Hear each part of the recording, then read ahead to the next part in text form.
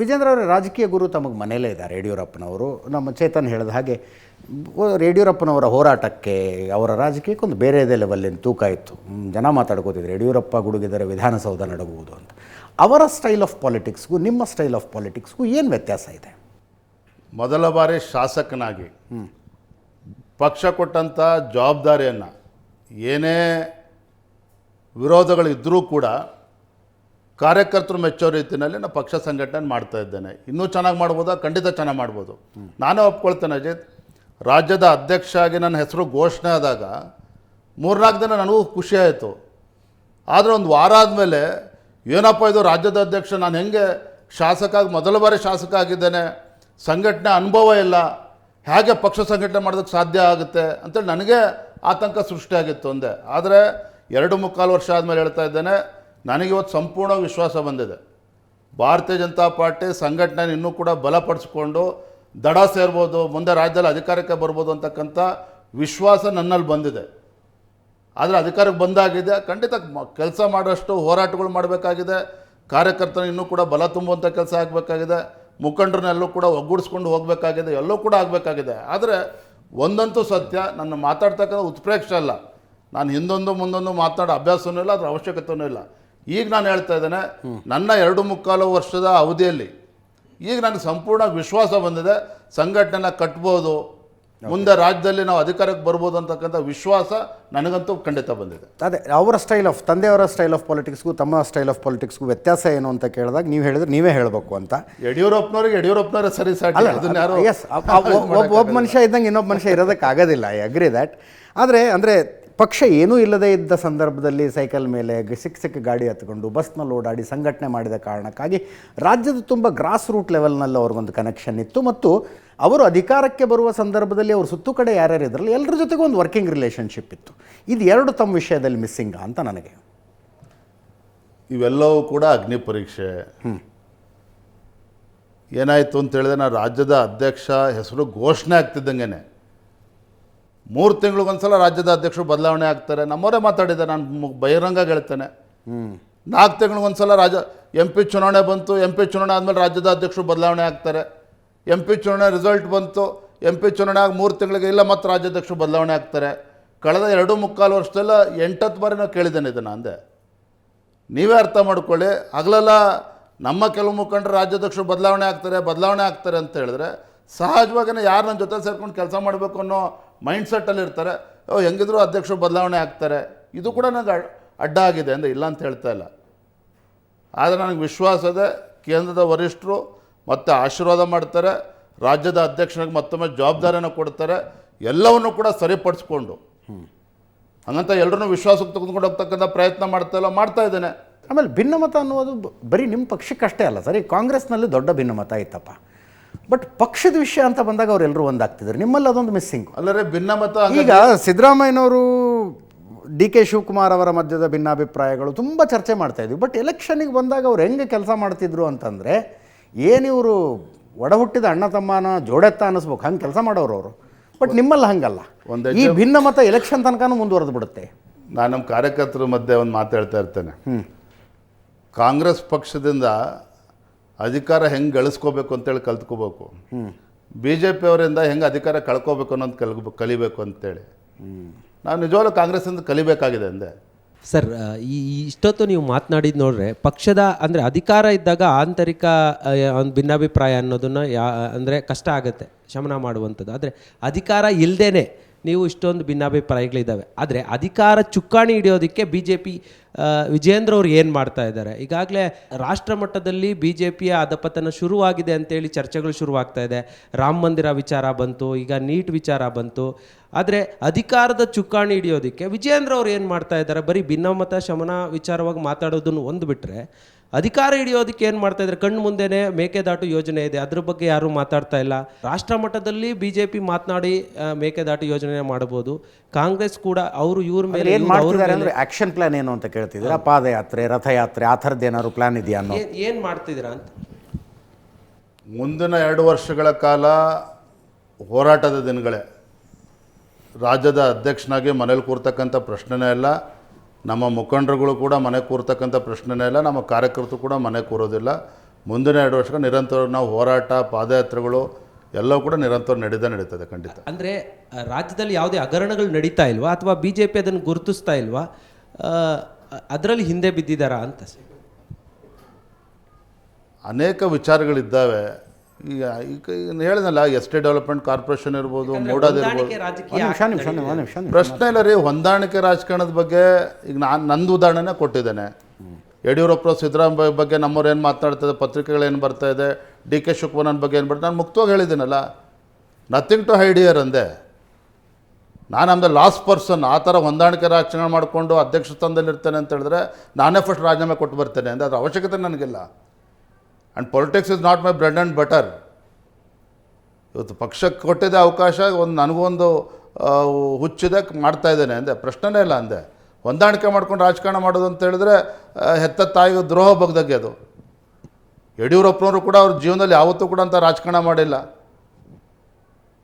ಹಾಗಾಗಿ ಪತ್ರಿಕೆಗಳಲ್ಲಿ, ದೃಶ್ಯ ಮಾಧ್ಯಮಗಳಲ್ಲಿ ಬರ್ತಕ್ಕಂಥದ್ದು ಎಲ್ಲವೂ ಕೂಡ ಸತ್ಯ ಅಂತಲ್ಲ.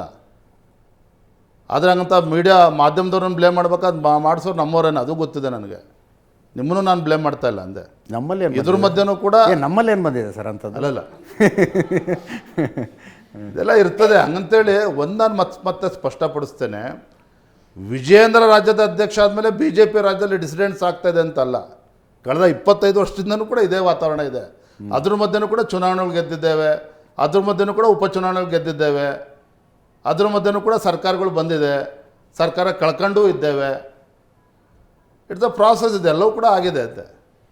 ಅಂತೇಳಿ ವಿಜಯೇಂದ್ರ ರಾಜ್ಯದ ಅಧ್ಯಕ್ಷ ಆದಮೇಲೆ ಡಿಸಿಡೆಂಟ್ ಶುರುವಾಗಿದೆ ಅಂತೇನಿಲ್ಲ. ಅಲ್ಲ, ಇಲ್ಲಿನ ಸಮಸ್ಯೆಗೆ ದೆಹಲಿಯ ವರಿಷ್ಠರ ಹತ್ರ ಉತ್ತರ ಇಲ್ವಾ ಅಥವಾ ಬಗೆಹರಿಸೋದಕ್ಕೆ ಟೈಮ್ ಇಲ್ವಾ? ಇನ್ನು ಹಂಗೆ ನಡ್ಕೊಂಡು ಹೋಗಲಿ ಅಂತ ಬಿಟ್ಟಂಗಿದೆ ಸರ್ ಇದನ್ನು. ಆ ಥರ ಏನಿಲ್ಲ, ಎಲ್ಲವನ್ನು ಕೂಡ ಅವರು ಕೂಡ ಗಮನಿಸ್ತಾ ಇರ್ತಾರೆ. ಯಾವಾಗ ಏನು ಉತ್ತರ ಕೊಡ್ತಾರೆ, ಎಲ್ಲವನ್ನು ಕೂಡ ಅವರೇನು ಸಹಿಸ್ಕೊಂಡು ಕೂರ್ತಾರೆ ಅಂತೇನಿಲ್ಲ.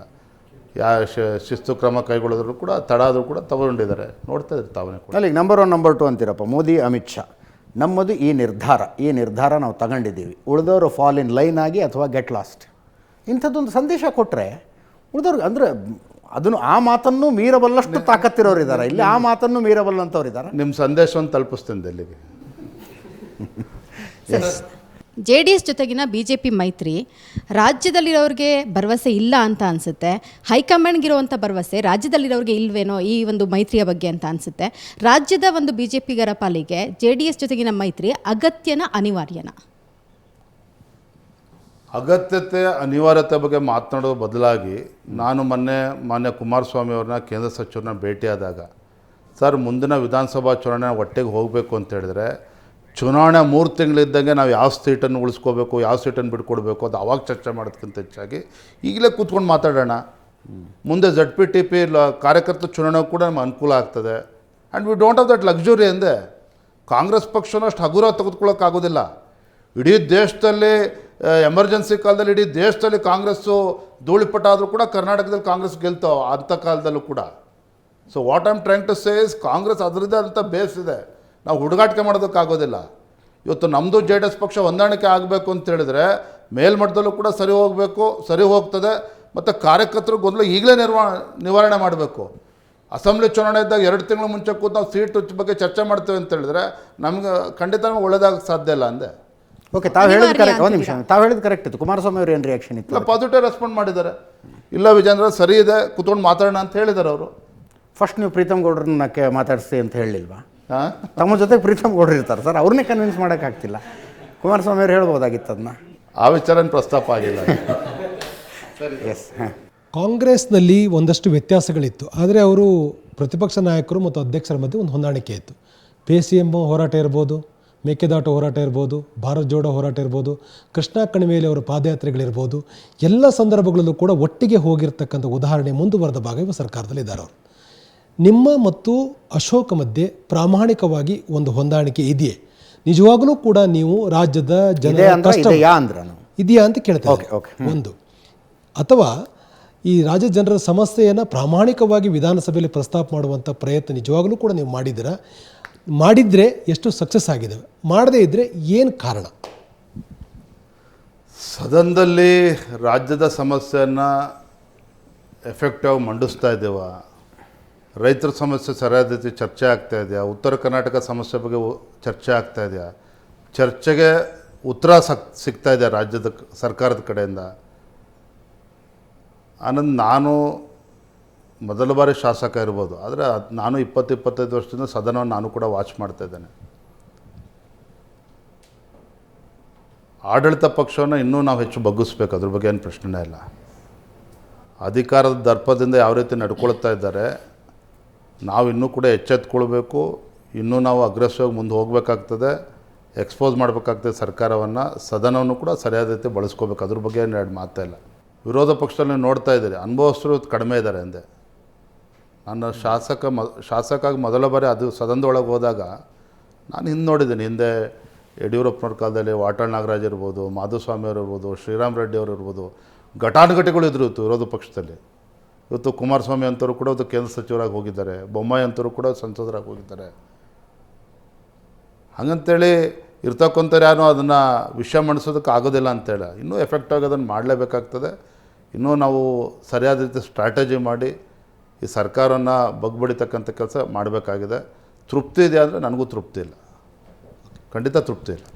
ನನ್ನ ಮತ್ತು ವಿರೋಧ ಪಕ್ಷದ ನಾಯಕರ ಮಧ್ಯೆ ಸಮಸ್ಯೆ ಇದೆ ಅಂತ ನಾನು ಹೇಳ್ತಾ ಇಲ್ಲ, ಆದರೆ ಇನ್ನೂ ಎಫೆಕ್ಟಾಗಿ ಸದನ ನಡೆಸಬೇಕು ಒಂದು ವಿರೋಧ ಪಕ್ಷವಾಗಿ ಅನ್ನೋದು ನಾನು ಒಪ್ಕೊಳ್ತೇನೆ ಅಂದೆ. ಸಮಸ್ಯೆ ಇದೆ ಅಂತ ನಾನು ಹೇಳ್ತಾ ಇಲ್ಲ. ಇನ್ನೂ ಎಫೆಕ್ಟಾಗಿ ಮಂಡಿಸಬೇಕು, ರಾಜ್ಯದ ಜನರ ಧ್ವನಿಯಾಗಿ ನಾವು ಕೆಲಸ ಮಾಡಬೇಕು, ಇನ್ನೂ ಕೂಡ ಒಂದು ಎಫೆಕ್ಟಿವ್ ಅಪೋಸಿಷನಾಗಿ ನಾವು ಕೆಲಸ ಮಾಡಬೇಕು, ಎಲ್ಲವೂ ಕೂಡ ನಾನು ಒಪ್ಕೊಳ್ತೇನೆ. ಅದರ ಅರ್ಥ ಸಮಸ್ಯೆ ಇದೆ ಅಂತಲ್ಲ. ಸಣ್ಣ ಪುಟ್ಟ ಸಮಸ್ಯೆಗಳು ಇದ್ದೇ ಇರ್ತದೆ, ವ್ಯತ್ಯಾಸಗಳು ಇದ್ದೇ ಇರ್ತದೆ. ಬಟ್ ಆದರೆ ಅದನ್ನು ನಾವು ಸದನಕ್ಕೆ ಅದನ್ನು ಬಳಸ್ಕೊಳ್ಳೋಕೆ ಸಾಧ್ಯ ಇಲ್ಲ ಅಂದೆ. ತಾವು ಹೇಳ್ತಾ ಇದ್ರಿ ಅನುಭವಿಗಳು, ಹಿರಿಯರ ಕೊರತೆ ಅದು ವಿರೋಧ ಪಕ್ಷದಲ್ಲಿದೆ. ಆ ಕಡೆ ಎಂತೆಂಥ ಘಟಾನುಘಟಿಗಳಿದ್ದಾರೆ ಆಡಳಿತ ಪಕ್ಷದಲ್ಲಿ, ಎಷ್ಟೆಷ್ಟು ಅಂದರೆ 8-10 ಸಲ ಗೆದ್ದಿರುವಂಥ ಅನುಭವ ಇರುವಂಥವರು. ಆ ಕೊರತೆ ಕಾಡ್ತಾ ಇದೆಯಾ? ಅಂಥ ಅನುಭವಸ್ಥರು ಸದನದಲ್ಲಿ ವಿರೋಧ ಪಕ್ಷದಲ್ಲಿ ಇಲ್ಲ ಅಂತಕ್ಕಂಥದ್ದು ಮೇಲ್ನೋಟಕ್ಕೆ ಗೊತ್ತಾಗ್ತದೆ. ಎಸ್, ಖಂಡಿತ ಹೇಳಿ.